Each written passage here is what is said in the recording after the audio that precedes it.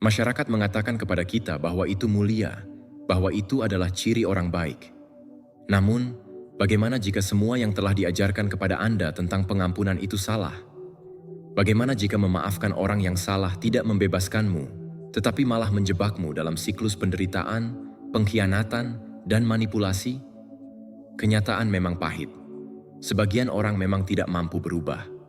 Mereka akan mengambil kebaikanmu, memutarbalikkannya, dan melemparkannya kembali kepadamu seperti senjata. Memaafkan mereka bukanlah suatu kebajikan. Itu sebuah kesalahan.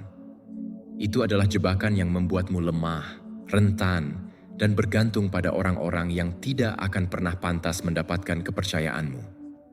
Stoikisme mengajarkan bahwa energi kita, ketenangan pikiran kita adalah suci. Ini bukan tentang balas dendam. Ini tentang bertahan hidup, kejelasan, dan harga diri. Dan terkadang, bertahan hidup berarti tidak pernah memaafkan orang-orang tertentu.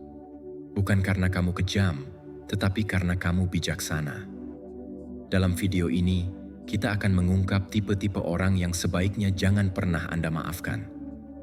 Orang-orang yang akan menggunakan belas kasihanmu sebagai batu loncatan untuk menyakitimu lagi.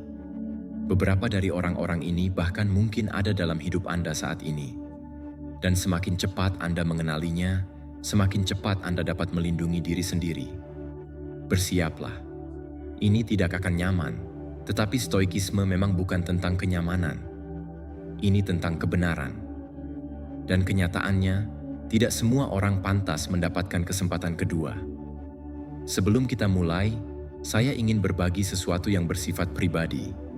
Saya menerima banyak pesan dari orang-orang yang merasa dikelilingi oleh teman-teman palsu, drama yang terus-menerus, atau kekacauan emosional, dan mereka hanya menginginkan tempat untuk menjadi diri mereka sendiri. Itulah mengapa saya membuat komunitas Patreon, ruang pribadi tempat Anda dapat terbuka, berbagi apa yang Anda alami, dan mendapatkan wawasan pribadi saya. Di situ juga Anda dapat meminta topik video tertentu.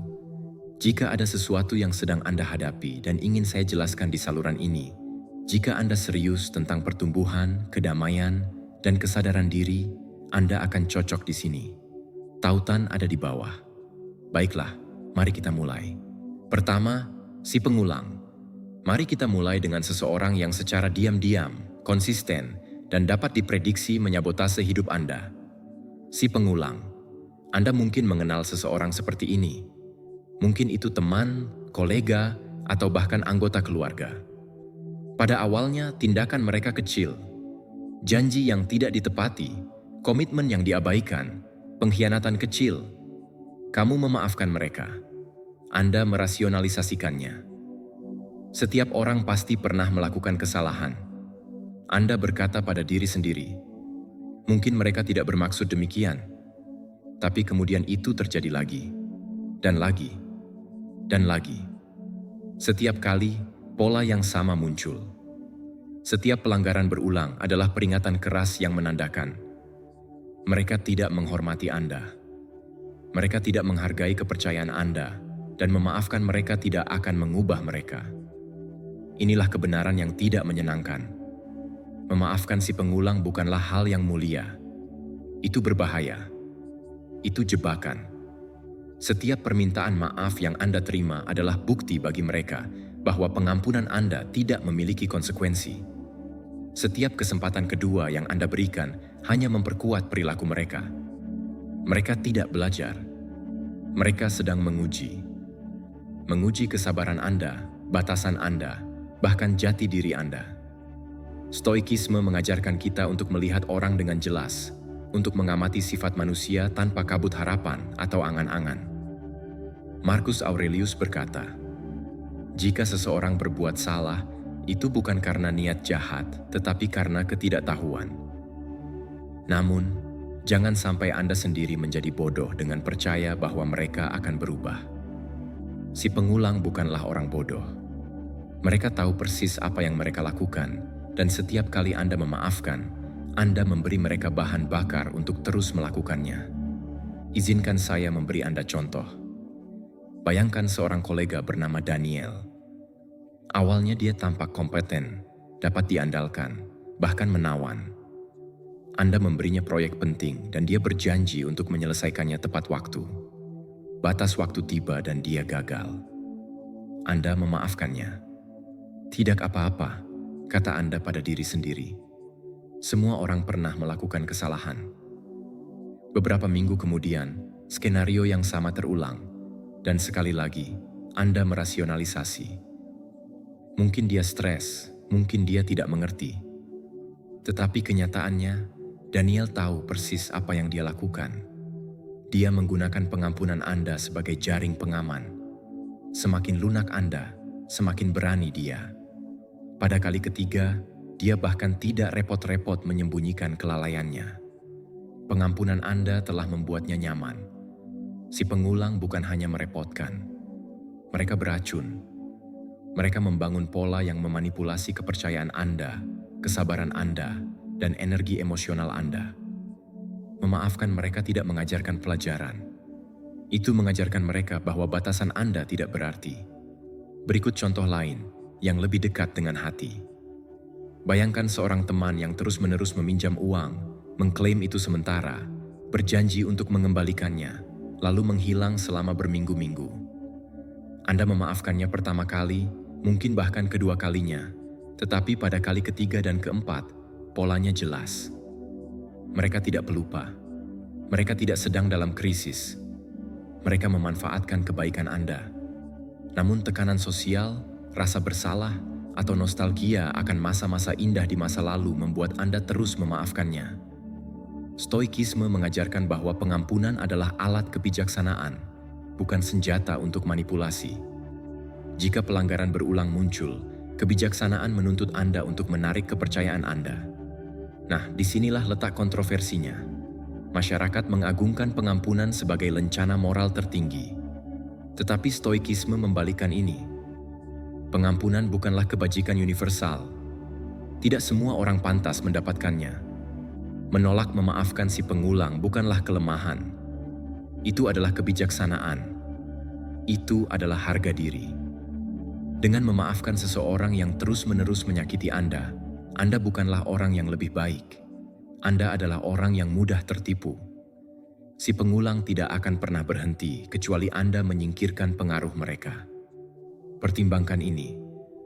Memaafkan seseorang yang berulang kali melakukan kesalahan sama seperti menyerahkan dompet Anda kepada pencopet berulang kali dan berharap dompet itu akan kembali. Apakah Anda benar-benar berpikir itu akan berhasil? Tidak. Mereka akan mengambilnya dan kemudian kembali lagi. Dan inilah kebenaran yang paling sulit. Beberapa orang tidak mampu berubah dan berharap mereka akan berubah adalah bentuk penipuan diri sendiri. Perubahan nyata membutuhkan kesadaran diri, usaha, dan konsistensi. Jika seseorang berulang kali menyakiti Anda, tanggung jawab untuk berhenti terletak pada mereka, bukan Anda. Anda tidak perlu terus memberi mereka kesempatan untuk membuktikan diri. Jadi, apa yang dilakukan seorang stoik? Pertama, mereka mengamati. Mereka melepaskan diri dari emosi dan melihat orang tersebut apa adanya. Kedua, mereka bertindak tegas. Batasan ditetapkan, kepercayaan ditarik. Pengampunan ditahan bukan karena dendam, tetapi karena kebijaksanaan. Melindungi energi Anda adalah suatu kebajikan. Menjaga ketenangan pikiran Anda adalah kewajiban kepada diri sendiri. Pikirkan seperti ini. Setiap pengkhianatan yang berulang adalah cermin yang menunjukkan bukan kemanusiaan mereka, tetapi toleransi Anda. Jika Anda terus memaafkan seseorang yang berulang kali melakukan kesalahan, Anda sedang mengajari diri sendiri untuk menerima ketidakhormatan. Jika Anda menarik diri, Anda sedang mengajarkan kekuatan pada diri sendiri. Stoikisme menghargai yang terakhir. Si pengulang adalah pelajaran terselubung. Mereka menunjukkan betapa mudahnya harapan dapat dijadikan senjata melawan Anda. Mereka menunjukkan bagaimana pengampunan dapat dieksploitasi. Dan mereka mengungkapkan kebenaran sederhana namun penting. Tidak semua orang pantas mendapatkan kesempatan kedua. Lain kali Anda tergoda untuk memaafkan seseorang yang telah menyakiti Anda lagi, tanyakan pada diri sendiri. Apakah pengampunan ini untuk mereka atau untuk Anda? Apakah Anda berharap mereka akan berubah?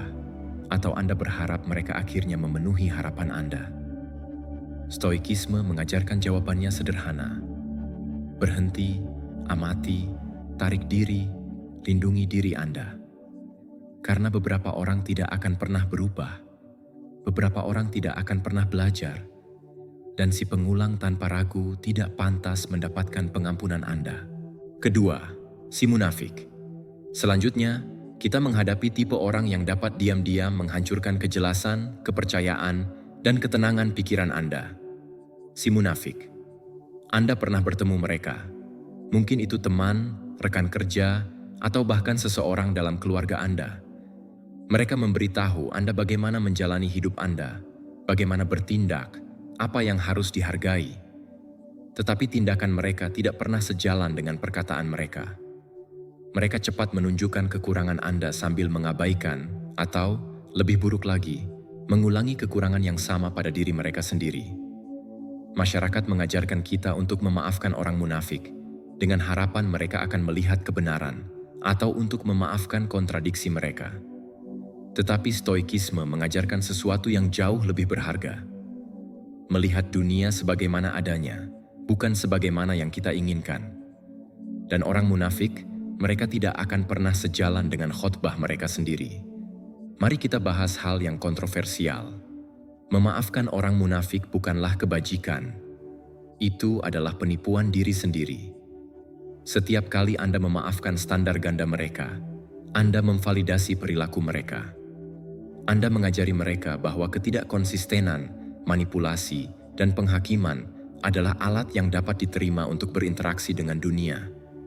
Dan jangan salah, mereka tahu persis apa yang mereka lakukan. Kemunafikan jarang terjadi secara tidak sengaja.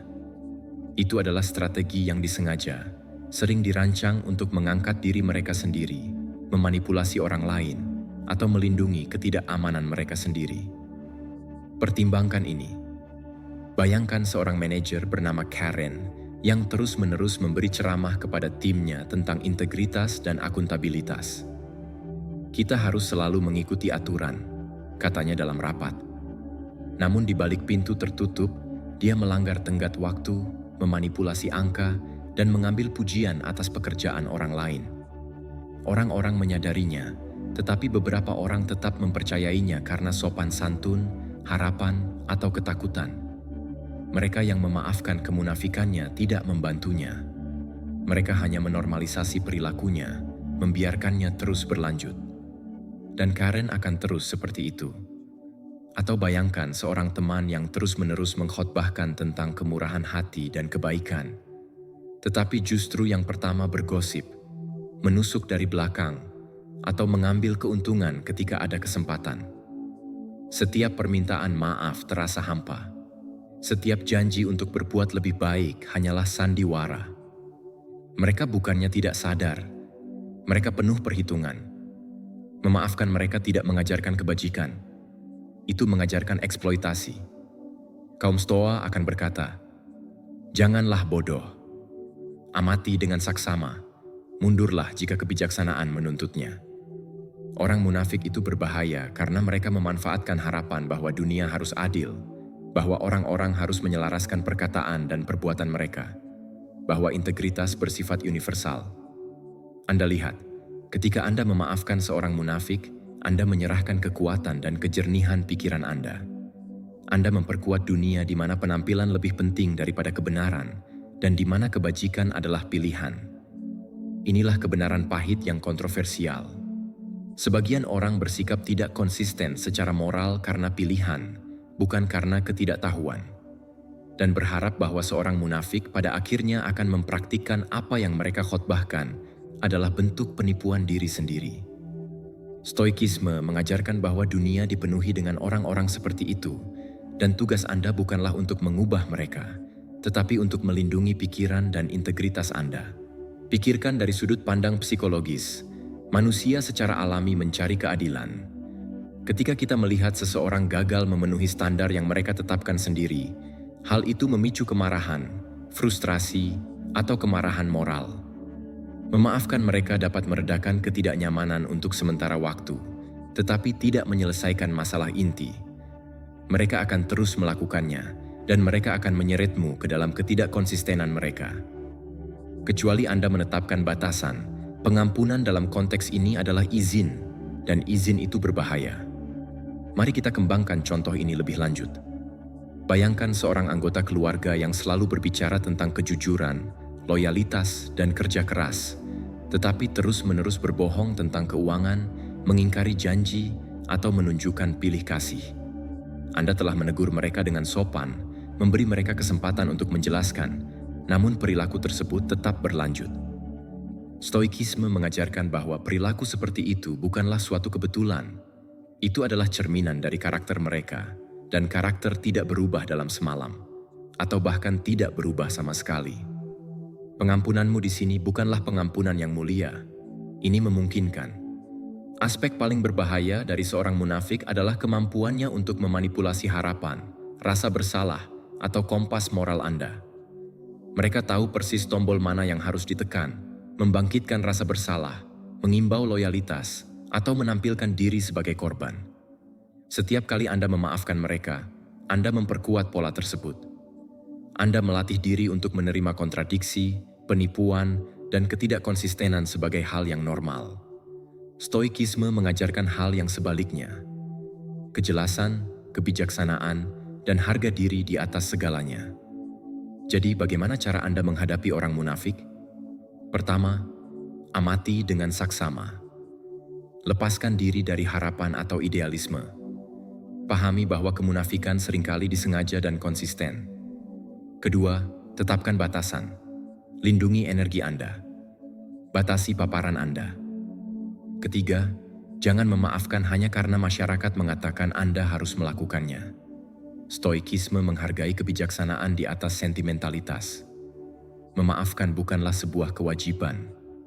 Ini adalah alat yang hanya boleh digunakan ketika alat tersebut menjaga kebajikan, kejernihan, dan ketenangan pikiran. Ingat, orang munafik tidak akan pernah berhenti. Mereka akan terus memberi ceramah, berkhotbah, atau memanipulasi, selalu menutupi perilaku mereka dengan pesona, alasan, atau kebenaran yang tidak lengkap. Pengampunanmu tidak mengubah mereka. Hal itu hanya mengubah dirimu, membuatmu lebih toleran terhadap penipuan dan inkonsistensi moral. Pelajaran di sini jelas dan cukup kontroversial. Beberapa orang tidak pantas mendapatkan pengampunanmu. Sebagian orang memang tidak bisa ditebus, setidaknya bukan melalui kesabaran atau belas kasihanmu. Orang munafik termasuk di antara mereka. Melindungi diri sendiri adalah tindakan kebijaksanaan pertama. Lihatlah dengan jelas. Jauhkan diri secara emosional dan lindungi diri Anda. Stoikisme bukanlah tentang kenyamanan. Ini tentang kebenaran. Dan kenyataannya, kemunafikan adalah jebakan, dan memaafkannya adalah sebuah kesalahan. Ketiga, penasihat yang mementingkan diri sendiri. Selanjutnya, kita berhadapan dengan seseorang yang bersembunyi di balik topeng bimbingan, pendampingan, atau persahabatan, tetapi tujuan sebenarnya selalu untuk diri mereka sendiri. Penasihat yang mementingkan diri sendiri. Anda mungkin berpikir Anda bisa mempercayai mereka. Lagi pula, mereka berbicara dengan penuh wibawa, memberikan nasihat, dan tampak benar-benar peduli dengan kesejahteraan Anda. Mereka bahkan mungkin mengutip filsuf, membaca buku, atau bertindak seolah-olah mereka telah tercerahkan. Namun, inilah kebenaran yang kontroversial. Saran mereka jarang ditujukan untuk Anda. Ini untuk mereka. Setiap saran, setiap rekomendasi, setiap kiat bermanfaat adalah batu loncatan untuk keuntungan mereka sendiri. Memaafkan mereka, atau bahkan mempercayai mereka, adalah kesalahan yang diperingatkan oleh Stoikisme. Izinkan saya memberi Anda contoh. Bayangkan seorang mitra bisnis, Alex. Dia memposisikan dirinya sebagai mentor Anda, suara yang bijaksana ketika keputusan sulit muncul. Dia berkata, "Kamu harus berinvestasi di sini. Ini langkah terbaik untukmu." Atau, "Percayalah, strategi ini akan membuat kita berdua sukses." Kamu mendengarkan, kamu bertindak, dan tebak apa? Alex jauh lebih diuntungkan daripada kamu. Dia mendapatkan kekuasaan, pengaruh, atau uang, sementara kamu menanggung risiko, stres, dan terkadang kegagalan. Dia tersenyum, menawarkan simpati, dan bertindak seolah-olah dia berada di pihakmu. Tetapi setiap langkah yang dia ambil telah diperhitungkan. Memaafkannya atas tindakan yang terkadang berlebihan atau taktik manipulatif tidak mengajarkan apapun padanya. Itu memperkuat polanya. Penasihat yang mementingkan diri sendiri berbahaya karena mereka mengeksploitasi kebutuhan dasar manusia, keinginan akan bimbingan, kejelasan, atau pendampingan. Stoikisme mengajarkan bahwa kita harus selalu menghargai akal, kebijaksanaan, dan penilaian kita sendiri di atas pendapat orang lain. Saat kamu menerima nasihat seseorang secara membabi buta, kamu berisiko menyerahkan kendali dirimu sendiri. Dan jika mereka mementingkan diri sendiri, biayanya jauh lebih besar. Manipulasi emosional, kerugian finansial, atau bahkan sabotase sosial. Berikut contoh lain yang lebih dekat dengan kita. Seorang teman selalu memposisikan diri sebagai pelatih hidup Anda. Anda harus melakukan ini, kata mereka, atau Anda tidak akan pernah berhasil. Mereka menggambarkan diri mereka sebagai orang yang bijaksana, berpengalaman, atau tercerahkan. Anda mengikuti bimbingan mereka, percaya pada integritas mereka. Sementara itu, mereka mendapatkan pengaruh sosial. Mereka dapat menampilkan diri sebagai jenius di balik pencapaian Anda, arsitek diam-diam dari keputusan Anda. Dan ketika terjadi kesalahan, Anda menanggung konsekuensinya. Mereka mengangkat bahu, tersenyum, dan melanjutkan ke kesempatan berikutnya. Stoikisme mengajarkan bahwa kebijaksanaan adalah mengetahui nasihat siapa yang harus diterima dan siapa yang harus ditolak. Beberapa orang tidak akan pernah memberi nasihat dengan mempertimbangkan kepentingan terbaik Anda. Sekarang, mari kita buat ini lebih kontroversial. Memaafkan penasehat yang mementingkan diri sendiri bukan hanya naif, tetapi juga merusak diri sendiri.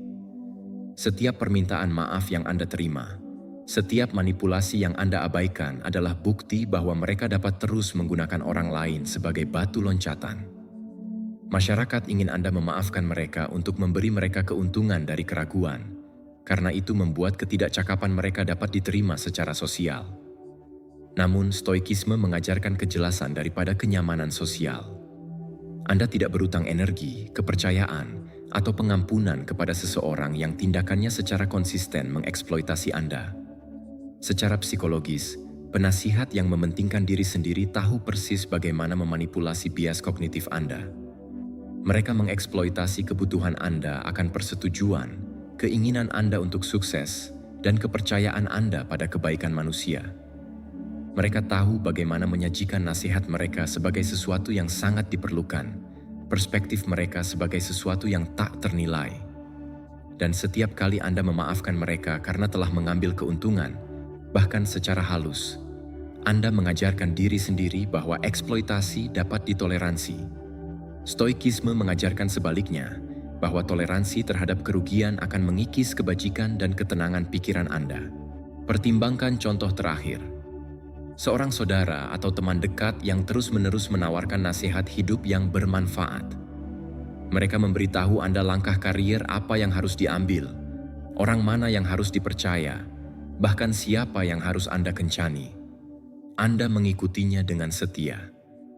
Beberapa bulan kemudian, Anda menyadari bahwa jalan yang Anda ambil lebih menguntungkan mereka daripada Anda, secara sosial, finansial, atau emosional. Mereka telah memposisikan diri sebagai dalang, dan Anda telah ikut bermain dengan sukarela. Memaafkan mereka atas manipulasi mereka tidak melakukan apapun selain memvalidasi perilaku tersebut. Jadi, bagaimana seorang stoik menghadapi penasihat yang mementingkan diri sendiri? Pertama, amati. Perhatikan pola nasihat. Apakah nasihat itu secara konsisten lebih menguntungkan mereka daripada Anda? Kedua, lepaskan diri. Hargai penilaian Anda sendiri. Ketiga, tetapkan batasan. Terima bimbingan hanya ketika selaras dengan akal sehat dan kebajikan, bukan ketika menguntungkan orang lain dengan mengorbankan Anda.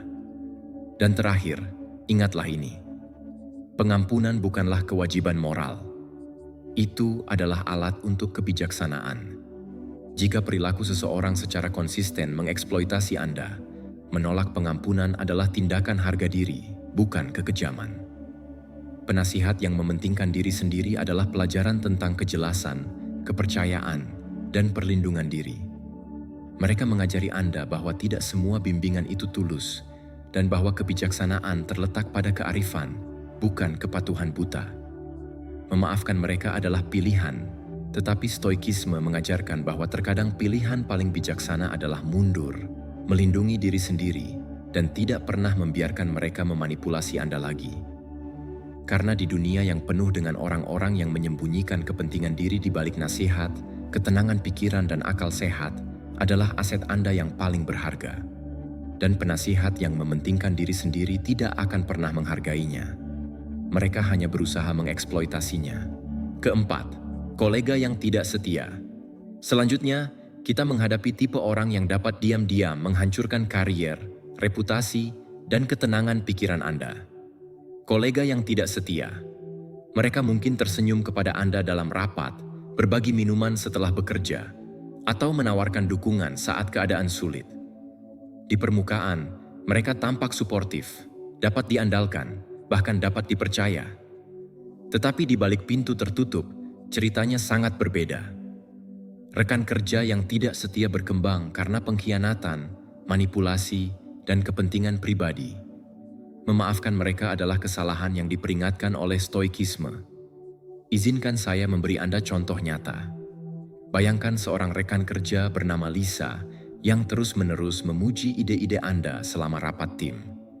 Anda menganggapnya sebagai sekutu, tetapi ketika hasil proyek dipresentasikan kepada manajemen atas, Lisa secara halus mengalihkan pujian kepada dirinya sendiri.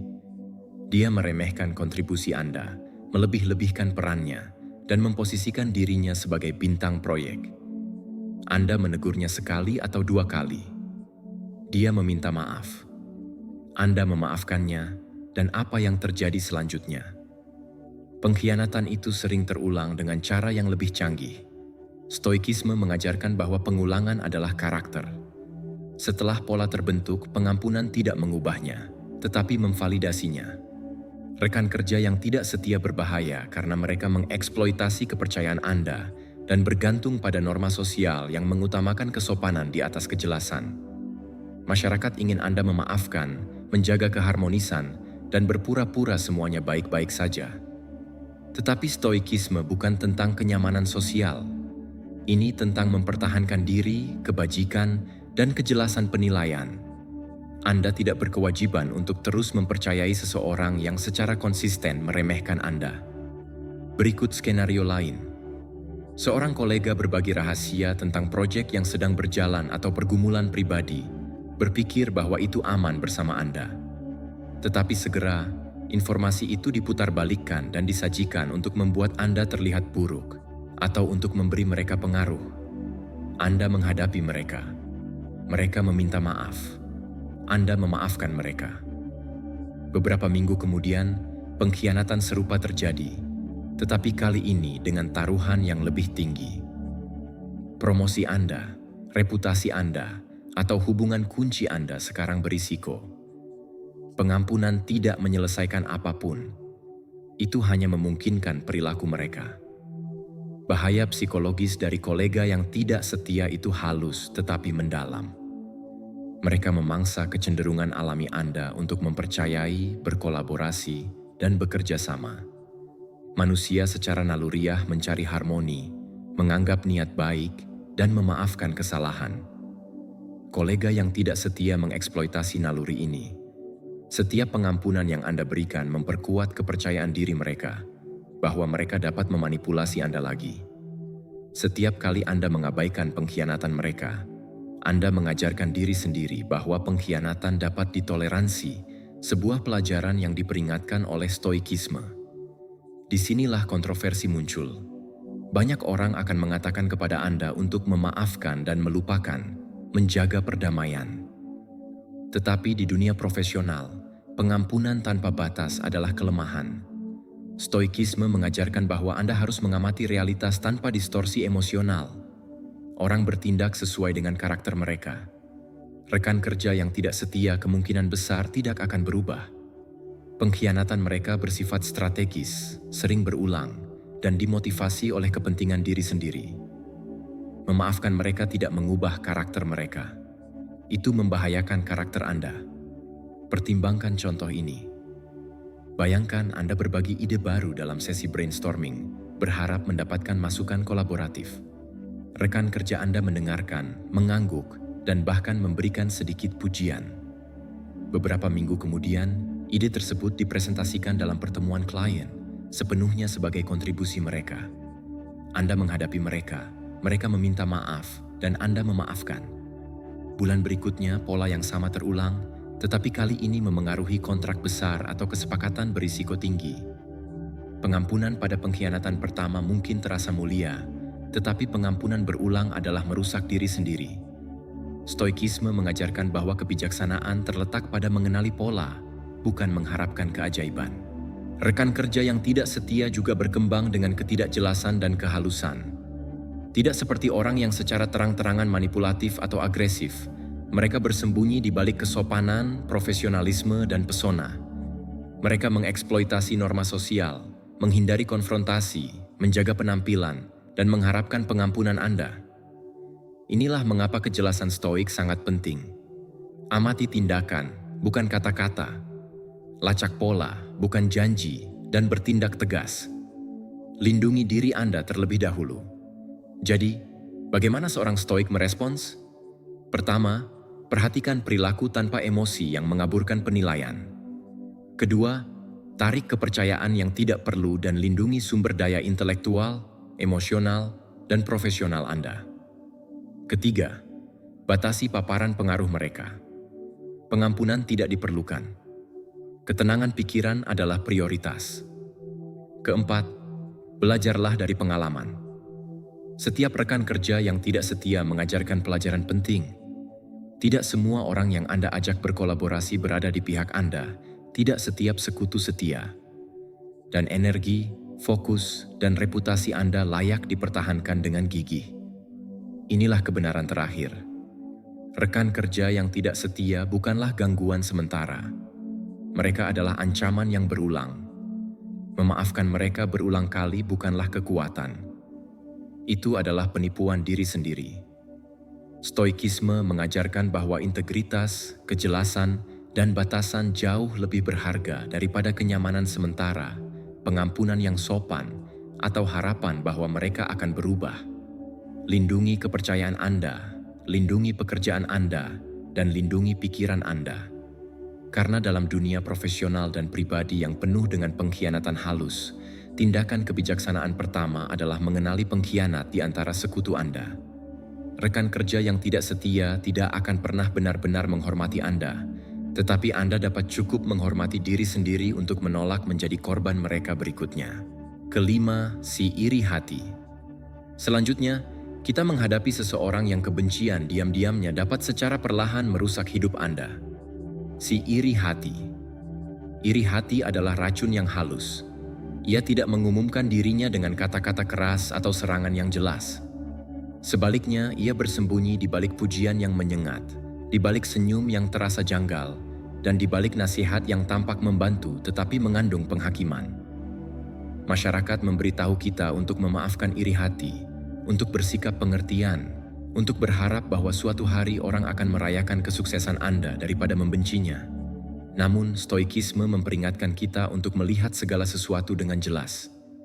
Iri hati bukanlah kekurangan yang selalu bisa disembuhkan. Beberapa orang tidak mampu merayakan pencapaian Anda, dan memaafkan mereka hanya akan membahayakan Anda. Mari kita mulai dengan sebuah contoh. Bayangkan seorang kolega bernama Jordan.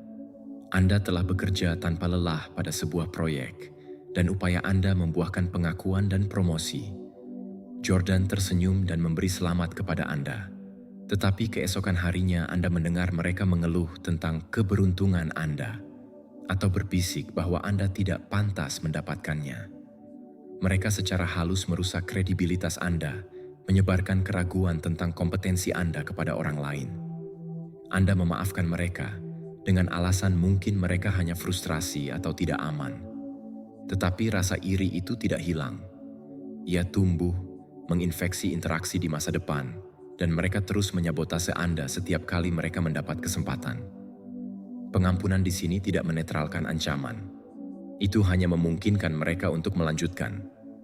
Orang yang iri itu berbahaya karena mereka tidak dapat diprediksi.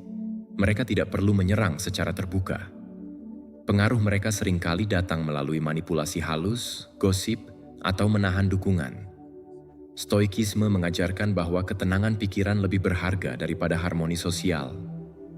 Melindungi diri Anda dari rasa iri membutuhkan pengamatan, kebijaksanaan, dan keberanian untuk menetapkan batasan. Pengampunan dalam hal ini bukanlah hal yang mulia, melainkan naif. Berikut skenario lain. Anda membagikan pencapaian pribadi di media sosial, tonggak penting dalam karier Anda, prestasi finansial, atau terobosan pribadi. Orang yang iri hati merespons dengan pujian yang setengah hati atau kritik terselubung.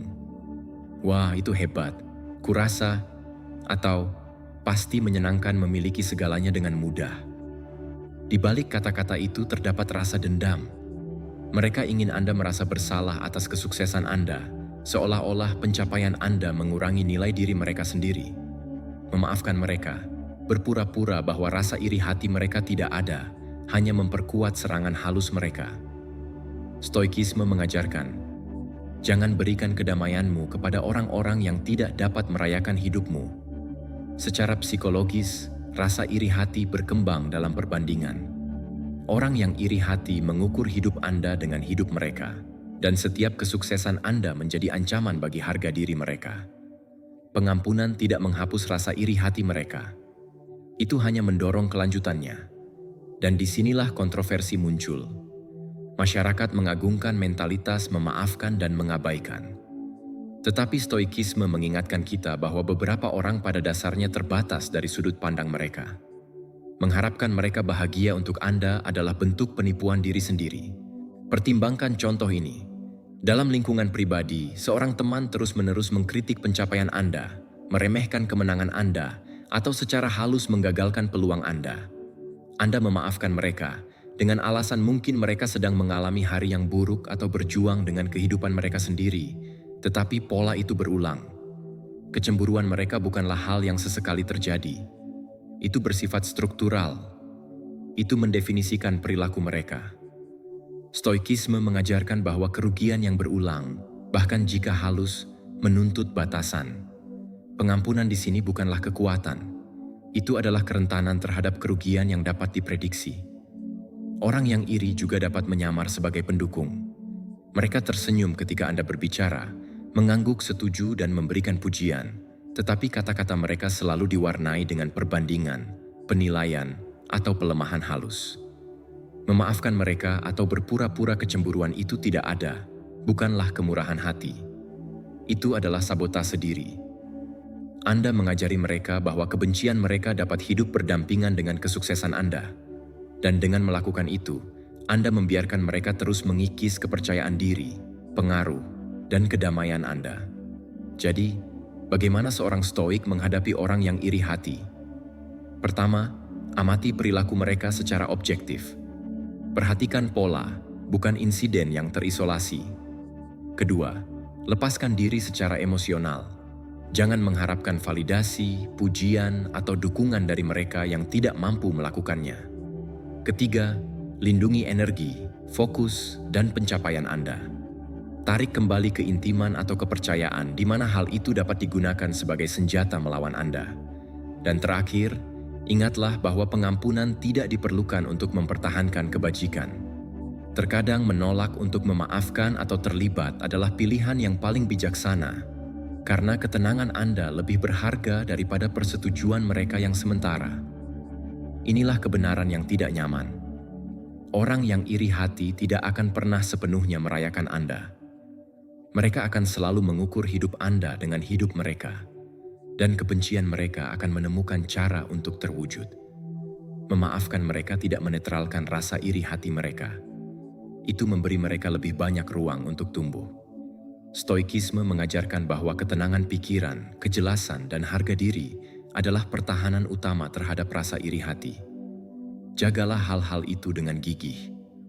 Karena di dunia yang penuh dengan kebencian tersembunyi, tindakan kebijaksanaan pertama adalah mengenali orang yang iri hati, melihat niat mereka dengan jelas, dan menolak membiarkan kepahitan mereka menginfeksi hidup Anda.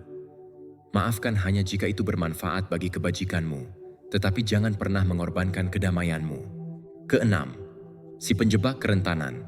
Selanjutnya, kita akan menghadapi salah satu tipe orang yang paling berbahaya, si penjebak kerentanan.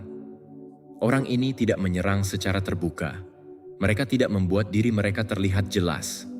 Sebaliknya, mereka menunggu saat kamu mengungkapkan kelemahan, ketidakamanan, rahasia, perjuangan pribadi, dan kemudian menyerang. Masyarakat mengajarkan kita untuk memaafkan eksploitasi berbasis kerentanan, untuk mengabaikannya, untuk memberi orang kesempatan untuk membuktikan diri.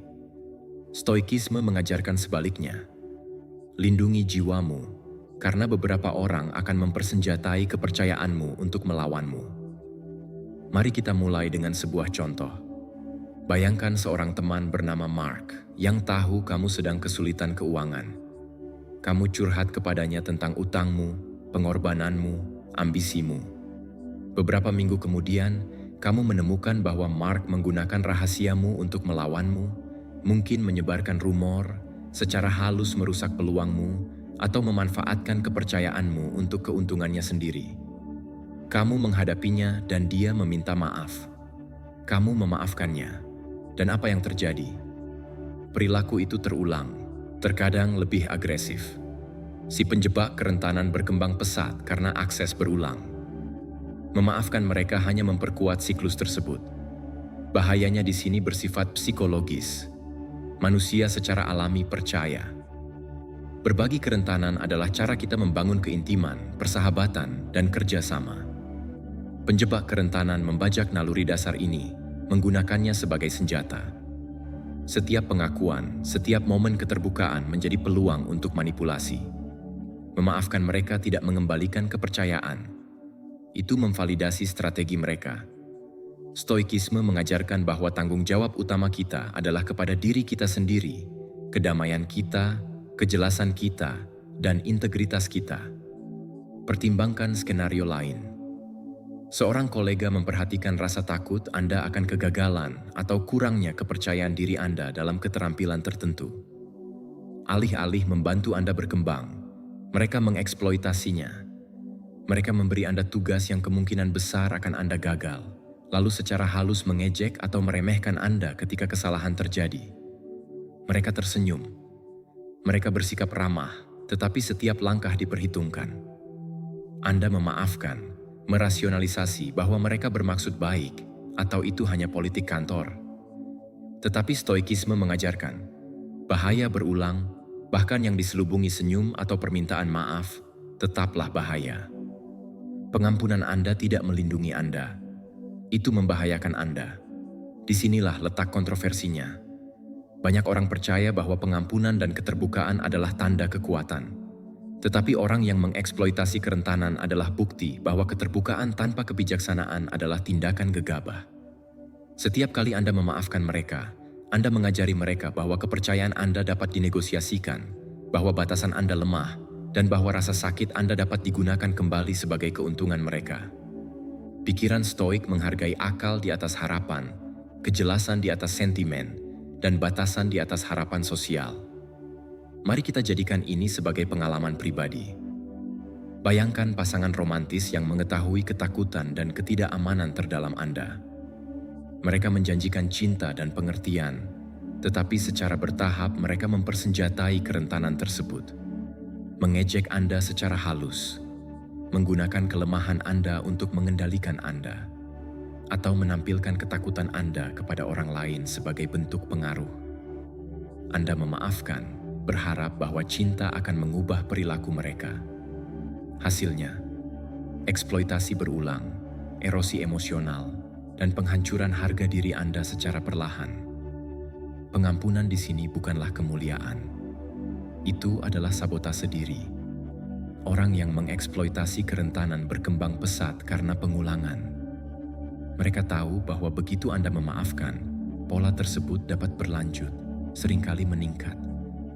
Inilah mengapa stoikisme menghargai pelepasan dan pengamatan di atas harapan dan sentimentalitas. Melindungi batasan Anda bukanlah kekejaman, itu adalah kebijaksanaan. Kenali siapa orang ini sejak dini dan ambil tindakan tegas untuk melindungi kesejahteraan mental, emosional, dan bahkan fisik Anda. Berikut contoh halus lainnya. Seorang teman tahu Anda cemas tentang situasi sosial.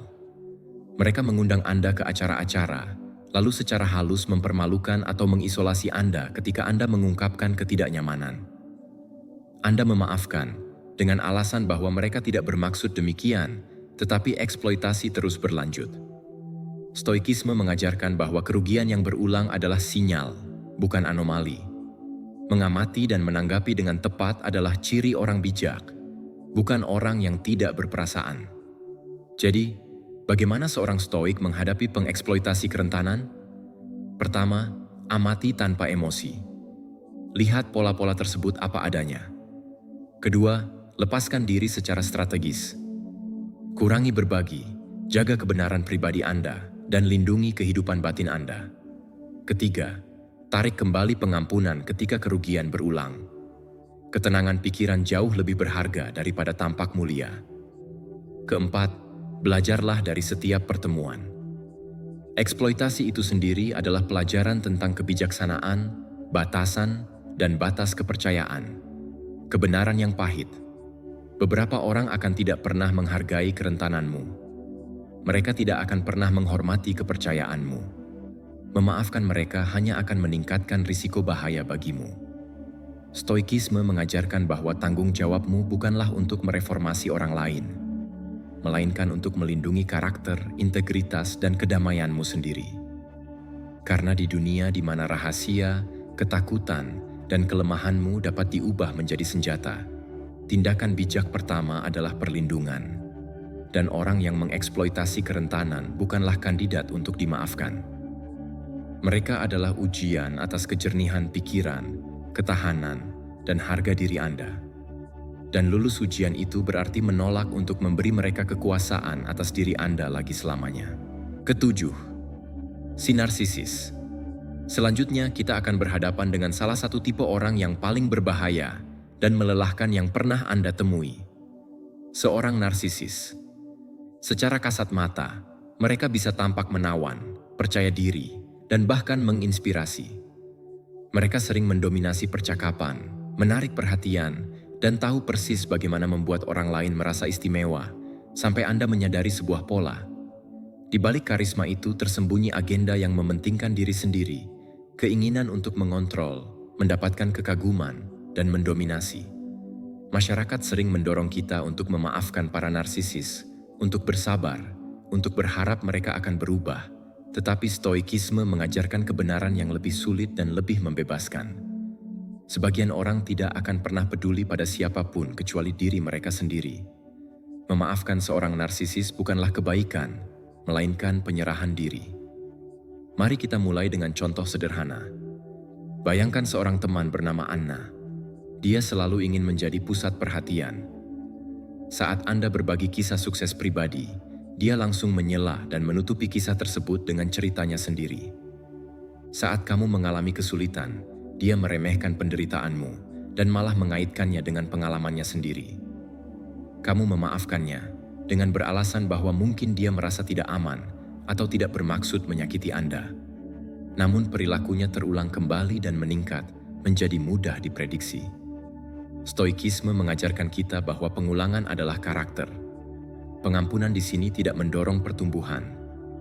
Hal itu menandakan toleransi terhadap eksploitasi. Seorang narsisis berbahaya karena manipulasi mereka jarang bersifat langsung. Mereka mengandalkan taktik psikologis yang halus. Gaslighting membuat orang merasa bersalah, pesona, dan kerentanan yang pura-pura. Mereka membuatmu ragu pada diri sendiri, mempertanyakan penilaianmu, dan mendambakan persetujuan mereka. Semakin banyak Anda memaafkan, semakin banyak ruang yang Anda berikan kepada mereka untuk menegaskan kendali. Setiap tindakan belas kasihan justru memperkuat kekuasaan mereka atas dirimu. Pertimbangkan skenario lain dalam konteks profesional. Seorang kolega yang narsis mengajukan ide yang bukan miliknya, tetapi mengambil seluruh pujian atas pekerjaan Anda. Mereka memikat manajemen, mengalihkan kesalahan, dan secara halus membuat Anda tampak tidak kompeten. Anda menghadapi mereka. mereka menyampaikan permintaan maaf dengan cara yang menawan dan meyakinkan. Kamu memaafkan. Beberapa bulan kemudian, pola yang sama muncul kembali. Stoikisme mengajarkan bahwa Anda harus mengamati perilaku, bukan kata-kata. Pengkhianatan mereka yang berulang kali mengungkapkan karakter, bukan kesalahan. Pengampunan hanya memvalidasi strategi mereka. Secara psikologis, para narsisis mengeksploitasi keinginan manusia akan koneksi dan pengakuan. Mereka memahami cara memanipulasi empati, kebaikan, dan kepercayaan. Setiap kali Anda memaafkan perilaku egois atau manipulatif mereka, Anda memperkuat siklus di mana energi, perhatian, dan terkadang bahkan prestasi Anda digunakan sebagai bahan bakar untuk ego mereka. Stoikisme mengingatkan kita bahwa pikiran, kebajikan, dan kedamaian batin bukanlah alat untuk keuntungan orang lain. Mari kita buat lebih personal. Bayangkan pasangan romantis yang terus-menerus membutuhkan kekaguman dan pengakuan. Prestasi, perasaan, dan usaha Anda hanya relevan jika hal itu melayani ego si narsisis.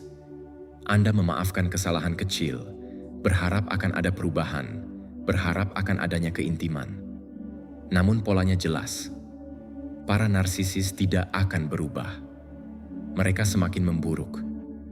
Memaafkan mereka hanya akan memperpanjang siklus manipulasi, kelelahan emosional, dan keraguan diri.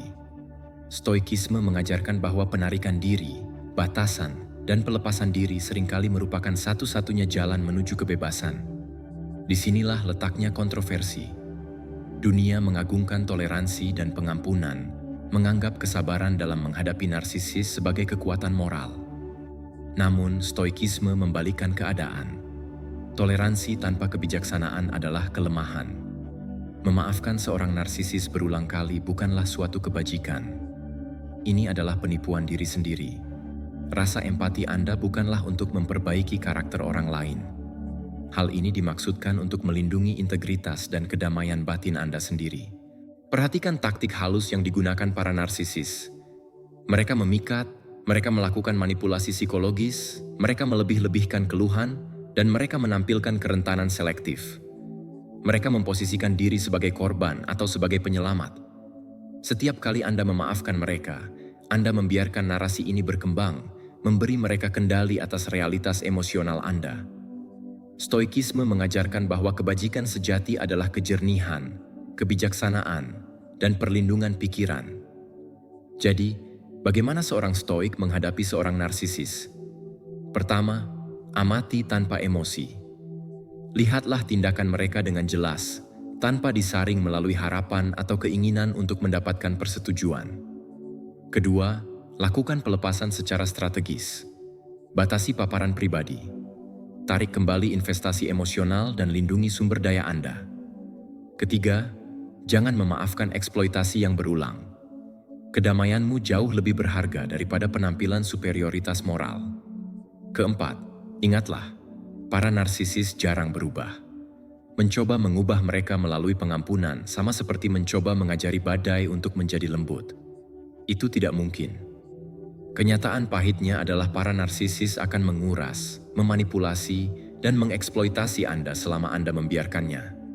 Memaafkan mereka tidak akan mengubah perilaku mereka. Hal itu memberdayakannya. Stoikisme mengajarkan bahwa tanggung jawab Anda bukanlah untuk memperbaiki orang lain. Ini untuk melindungi karakter, kebajikan, dan ketenangan batin Anda sendiri. Tarik kembali pengampunan Anda jika kesalahan itu terulang. Lindungi batasan Anda.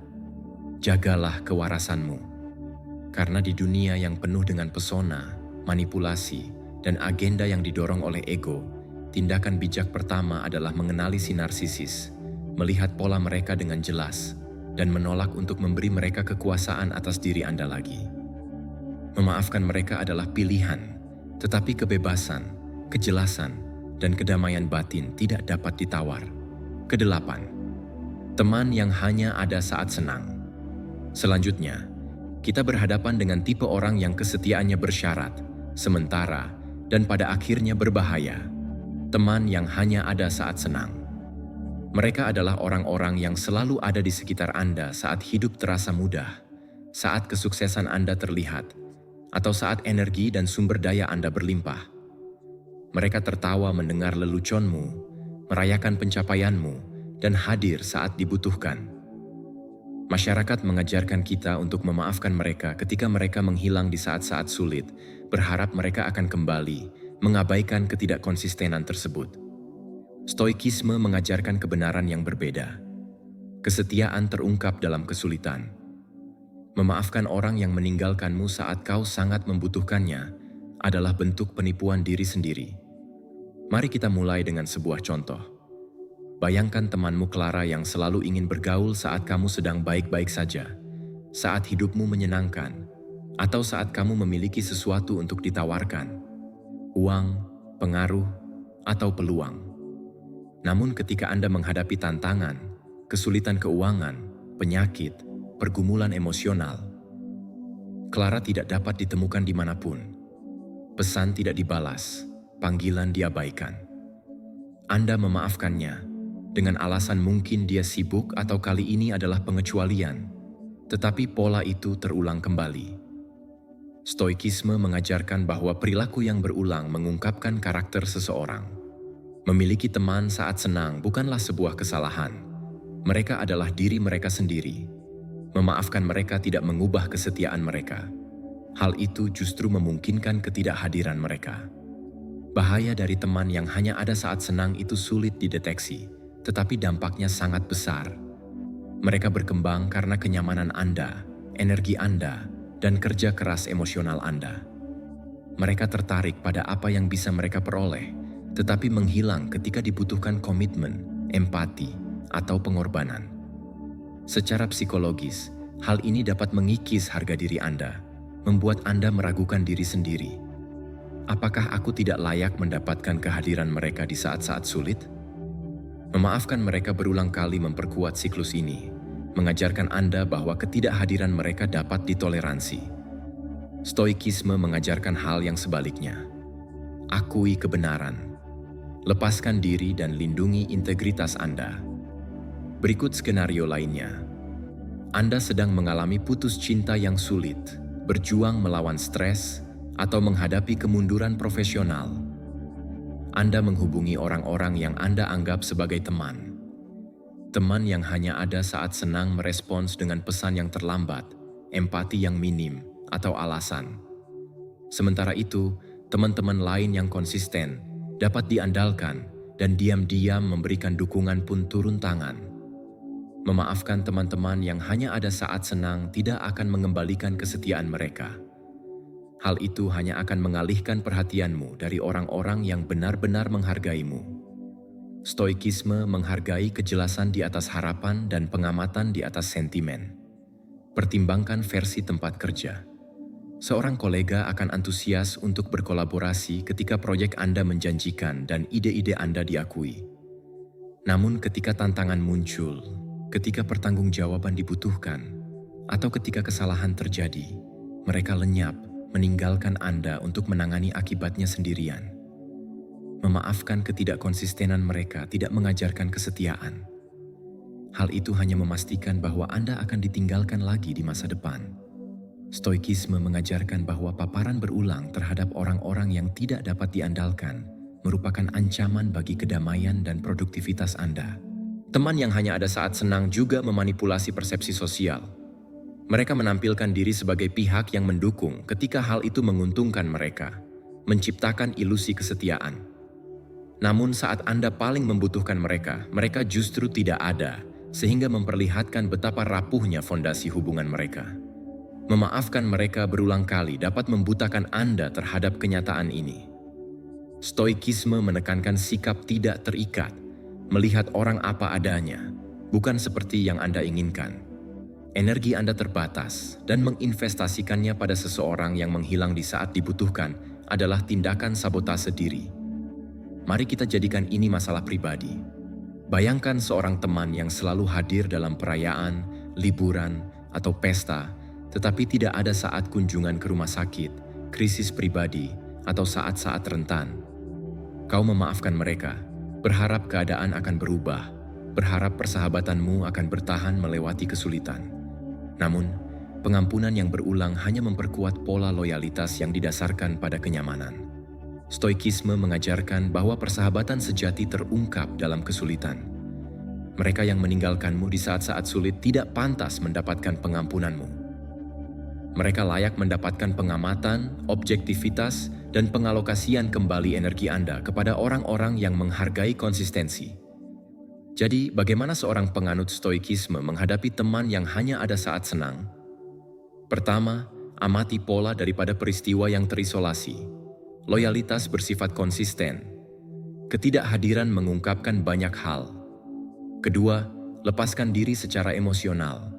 Jangan menaruh harapan, energi, atau kepercayaan pada hubungan yang bersyarat. Ketiga, lindungi sumber daya Anda. Waktu, perhatian, dan energi adalah milik mereka yang hadir, bukan milik mereka yang menghilang. Dan keempat, ingatlah, memaafkan adalah alat untuk meraih kebijaksanaan, bukan respons bawaan. Ketidakhadiran berulang bukanlah sebuah kesalahan. Ini adalah cerminan dari karakter. Kenyataan pahitnya, teman yang hanya ada saat senang tidak akan pernah selalu ada saat dibutuhkan. Memaafkan mereka berulang kali tidak membangun karakter dalam diri mereka. Hal itu melemahkan daya penghakiman Anda, harapan Anda, dan ketenangan pikiran Anda. Stoikisme mengajarkan bahwa kewajiban Anda adalah kepada kebajikan, kejernihan pikiran, dan integritas emosional Anda sendiri. Lindungi mereka dengan sekuat tenaga.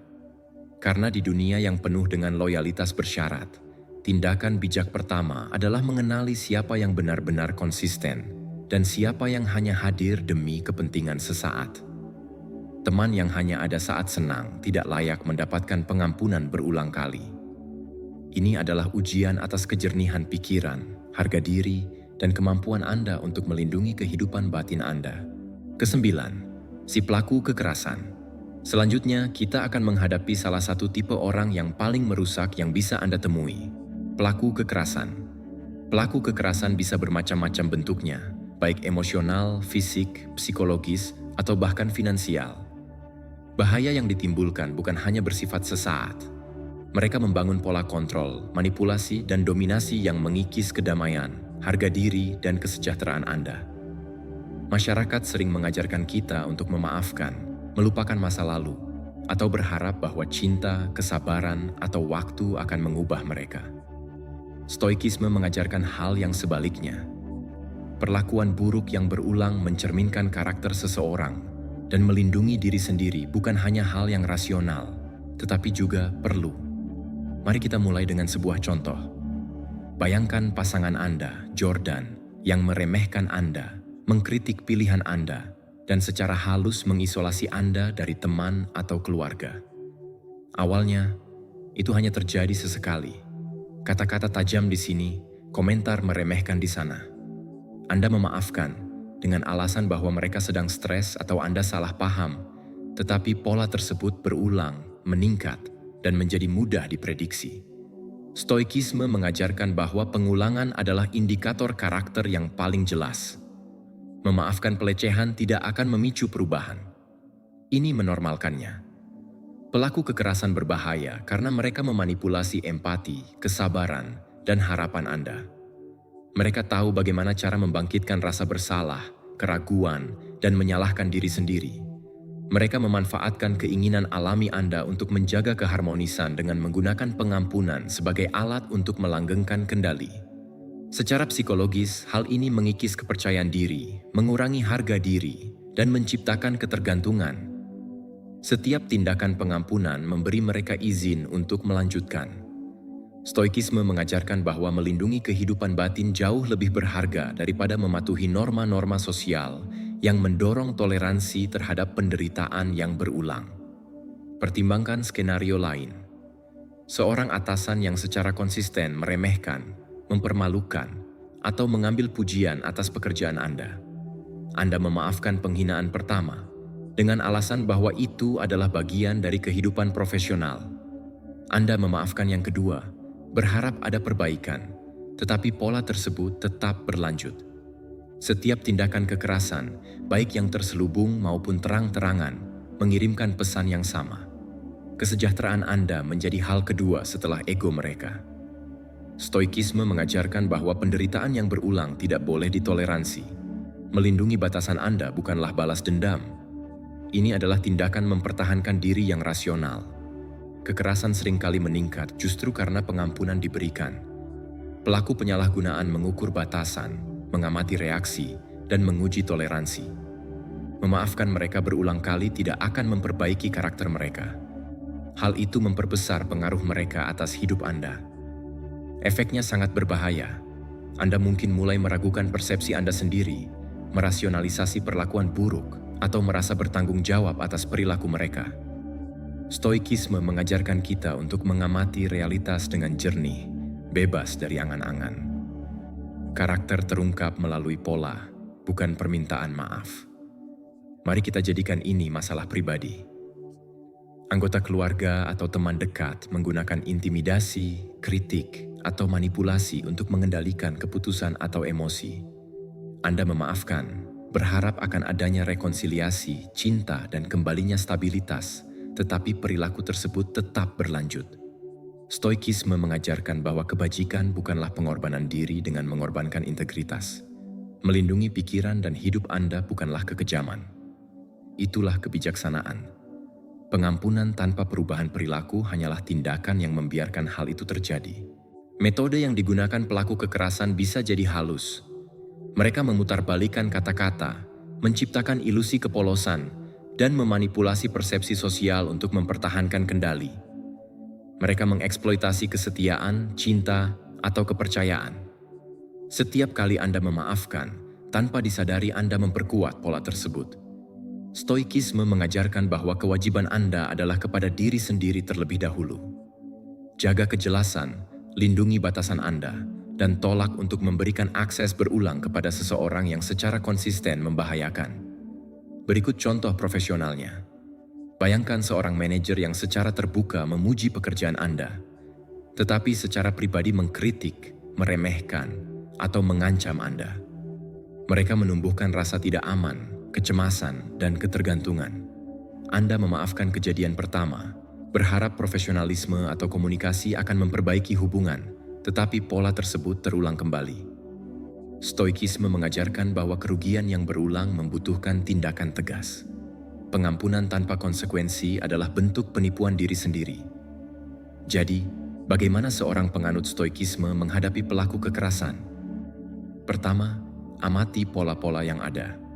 Jangan terpengaruh oleh permintaan maaf atau pesona sesekali. Kedua, lepaskan. Batasi paparan dan keterlibatan. Ketiga, tetapkan batasan. Lindungi ruang fisik, emosional, dan mental Anda. Keempat, jangan memaafkan kesalahan yang berulang. Ketenangan pikiran, integritas, dan keselamatan jauh lebih berharga daripada sekadar tampak berbudi luhur. Dan terakhir, belajarlah dari pengalaman tersebut. Pengalaman pelecehan mengajarkan kejelasan tentang perilaku manusia, ketahanan, dan batasan kepercayaan. Kenyataan pahitnya, pelaku kekerasan tidak akan pernah benar-benar menghormati Anda atau batasan Anda kecuali Anda menerapkan konsekuensi. Memaafkan pelecehan yang berulang hanya akan memperpanjang penderitaan, memperkuat kendali mereka, dan mengikis martabat Anda. Stoikisme mengajarkan bahwa mempertahankan diri, kejernihan pikiran, dan kekuatan batin adalah hal yang terpenting. Menarik diri, menetapkan batasan, dan melepaskan diri bukanlah tanda kelemahan. Itu adalah tindakan keberanian dan kebijaksanaan.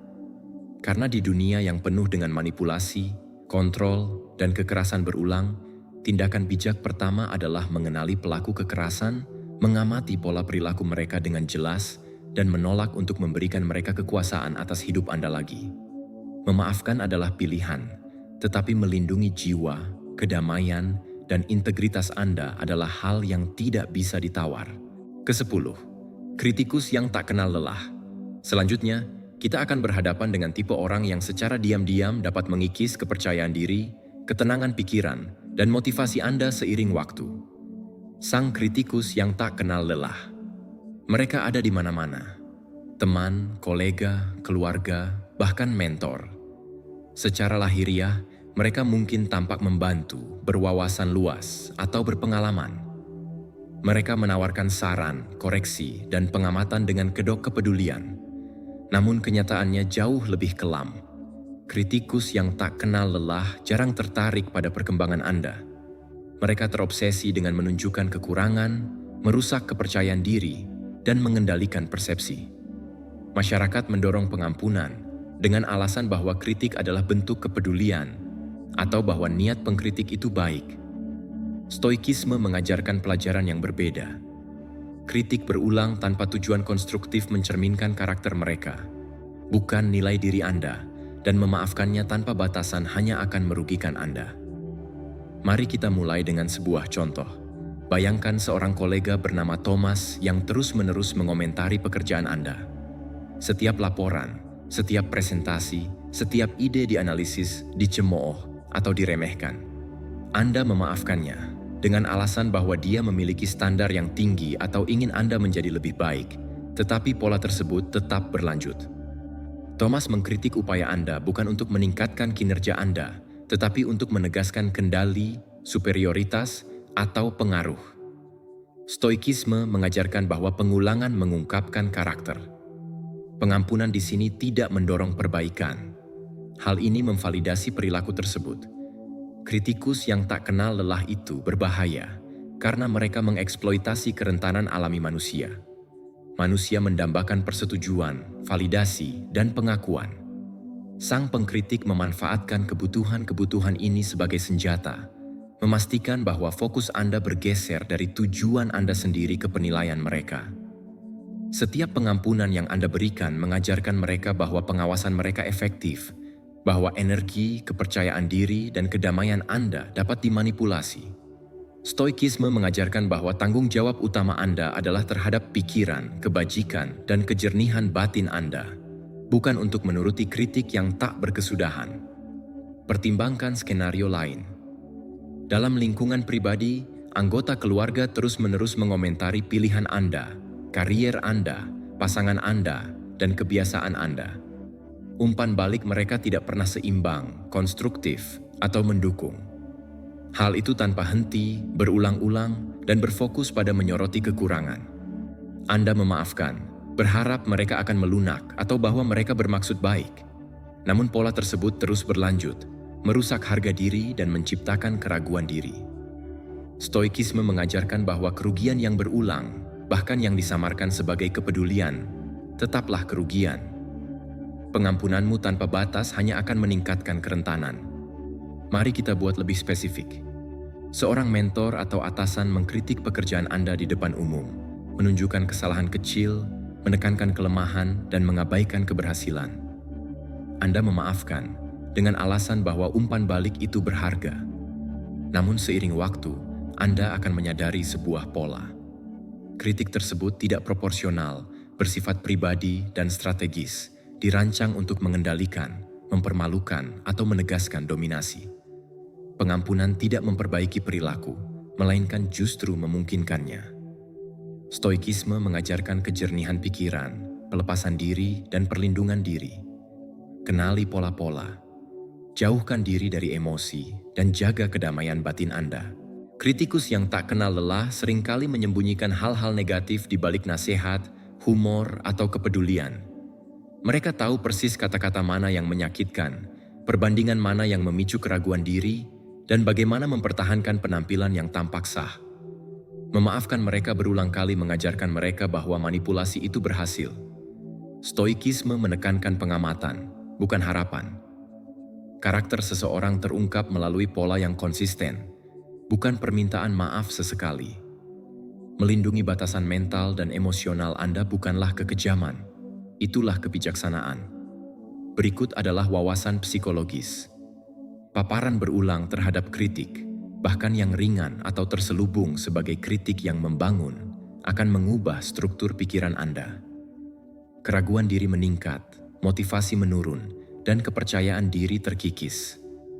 Persetujuan dari kritikus menjadi mata uang yang secara tidak sadar Anda cari. Meskipun perilaku mereka menguras energi Anda, memaafkan dalam skenario ini berbahaya. Hal itu memperkuat ketergantungan pada seseorang yang justru senang melihat ketidaknyamanan Anda. Stoikisme mengajarkan otonomi pikiran, ketahanan, dan kepercayaan diri yang tinggi, bukan sikap mengalah. Jadi, bagaimana seorang penganut stoikisme menghadapi kritikus yang tak henti-hentinya? Pertama, amati pola secara objektif. Bedakan antara kritik konstruktif dan pelemahan berulang. Kedua, lepaskan diri secara emosional. Nilai Anda tidak ditentukan oleh penilaian mereka. Ketiga, batasi paparan. Lindungi sumber daya mental dan emosional Anda. Keempat, tolak pengampunan jika hal itu justru melanggengkan kerugian. Ketenangan pikiran, harga diri, dan kejelasan jauh lebih penting daripada kesopanan sosial. Dan terakhir, belajarlah dari pengalaman tersebut. Kritik bisa menjadi alat, tetapi ketika tanpa henti dan tidak membangun, kritik bisa menjadi senjata yang harus diwaspadai. Kebenaran yang pahit. Kritikus yang tak kenal lelah tidak akan pernah puas. Memaafkan mereka berulang kali tidak akan mengubah mereka. Hal itu memperkuat kemampuan mereka untuk mengendalikan, memanipulasi, dan mengurangi kekuatan mereka. Stoikisme mengajarkan bahwa tanggung jawab Anda bukanlah untuk menyenangkan orang lain, melainkan untuk melindungi karakter, fokus, dan kedamaian batin Anda. Menarik diri, menetapkan batasan, dan melepaskan diri bukanlah tindakan kelemahan. Itu adalah tindakan keberanian dan kebijaksanaan. Karena di dunia yang penuh dengan penilaian, nasihat yang tidak diminta, dan kritik tanpa henti, tindakan bijak pertama adalah mengenali pengkritik yang tak kenal lelah, mengamati pola pikir mereka dengan saksama, dan menolak membiarkan kata-kata mereka membentuk harga diri Anda lagi. Memaafkan itu opsional, tetapi kejelasan, ketahanan, dan kekuatan batin tidak bisa ditawar.